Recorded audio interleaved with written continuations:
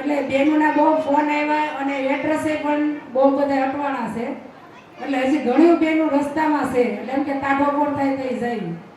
અને અમારે મંડળમાં 500 જેટલી બહેનો છે, પણ મેં અત્યારે આમંત્રણ 200 જેટલી બહેનોને જ કર્યું છે. જેટલું મારી પાસે છે એટલી જ બહેનોને મેં બોલાવ્યું છે. અને અમારું મંડળ 20 બહેનોથી સ્થાપના કરી હતી, ત્યારે 500 બહેનોએ પહોંચ્યું છે. અને અમે રાતને બી ધૂન કરીને જે યોગ્યદાન આવે એ અમે આ ગંગા સ્વરૂપ બહેનોને અમે આપીએ છીએ. અને અંતિમ ક્રિયાનો સામાન પણ વિના મૂલ્યે આપે, જે અમારા પેટીમાં નાખે તે. અને ગમે ને જાવું આવવું હોય તો નાની બહેનું છે ને એનું ઉપર એનું ઘર ચાલતું હોય, કારણ કે એના ઘરવાળા હોય નહીં, એટલે એ લોકો કમાય, એ લોકો બાળકને મોટા કરે. એટલે એને બધે જાવું આવવું હોય તો કે રોશનાબેન તમે એકલા જાઓ, અમે તમારી હારે આવી તો અમારા બાળકો ભૂખ્યા રહે, ભાડું ભરવું હોય, અમારે કમાવવું હોય, અમારે સગા સંબંધીમાં જવું હોય તો અમે કેમ જઈએ? તો ગમે ને જાવ તો અમારે 2 બહેનું 3 બહેનોને જવું પડે. અને બહેનોને તો આપણે બહુ બધી બહેનોને હું બોલાવું તો અડધી બહેનોને આપી, અડધી નો આપી, એને દુઃખ જેવું લાગે. એટલે આપણે અત્યારે જેટલી છે એટલી જ બહેનોને મેં બોલાવ્યું છે.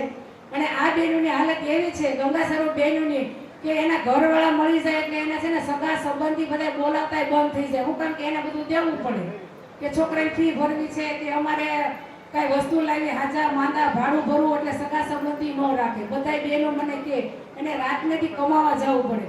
ધૂન કીર્તનમાં આવે તો બહેનો એમ કે સોસાયટી વાળા સગા સંબંધી વાતો કરે કે ક્યાં ગઈ હશે. એટલે ગંગા સ્વરૂપ બહેનો તો કોઈ અરે ઊભા હોય ને તોય તેના માણસો વેમ ખાય.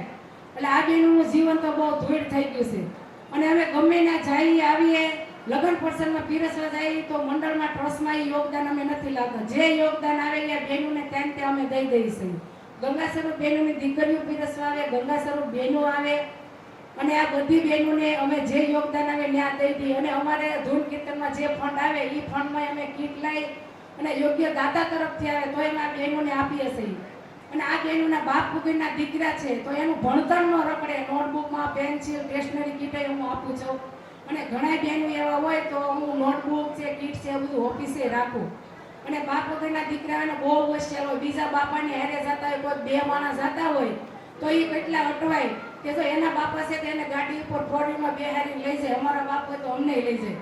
અને ગંગા સ્વરૂપ બહેનો ક્યાંક જાતી હોય 2 માણસને ભાડે તો એને એમ થાય કે આજ મારો ઘરવાળો હોય તો અમે બધા પરિવાર સાથે ક્યાંક જાતા હોય. અને ગંગા સ્વરૂપ બહેન એમ કહે છે કે જોશનાબેન કઈ જવાય નહીં, અવાય નહીં, અને કોઈ એને હું લાંબો હાથ ન કરે. કોઈ યારે ઊભું તો નથી રહેવાતું અમારથી, પણ લાંબો હાથ કરીને કેવું કે કોની આગળ જવું. એટલે અમારા મંડળમાં એટલા માટે જોઈન્ટ થશે કે જોશનાબેન અમને ગમે ત્યાંથી લાવીને દેશે, ગમે હાજા માંદા હોય તો બેનું મારી પાસે આવે. જોશનાબેન મને થોડીક દવા ના આપો, જોશનાબેન આ નથી અમારી પાસે. અને ઘરવાળા નથી એટલે બધાએ સગા સંબંધી બધા આડી જ નજરે જોઈ. કોઈક એના ભાઈ મા બાપ ઘરે આવે ને તેમ કે કોણ હશે, પણ એના ભાઈ હોય, એના બાપા હોય એ તો તમે જુઓ. અને સગા કુટુંબ બધા એનો સાથ છોડી દે. અને બાપ વગરની દીકરી જ્યારે સાસરે જાય ને એને એમ થાય કે તમારો બાપ હોત ને તમારે કોઈ ખમી ન રહેવા દે કરિયાવરમાં. આજ મારો બાપ નથી, આજે મારી માં છે તો માં કોની સામો લાંબો હાથ કરે કે મારી દીકરી સાસરે જાય તો મને આ વસ્તુ દે. એટલે ગંગા સ્વરૂપ બેની દીકરીઓને ઘણા દાન મારી પાસે યોગદાનમાં લગ્ન થતા હોય તો હું યોગદાન થોડી સહાય કરું. અને એ દીકરીઓ આવે કે જોશનાબેન મારા પપ્પા હોત તો બધી ઈચ્છા પૂરી કરે, ગમે ત્યાંથી લાવીને મને પહોંચાડે અને બધી ઈચ્છા પૂરી કરે. પછી એના દીકરાએ કે અમારા પપ્પા નથી તો તમે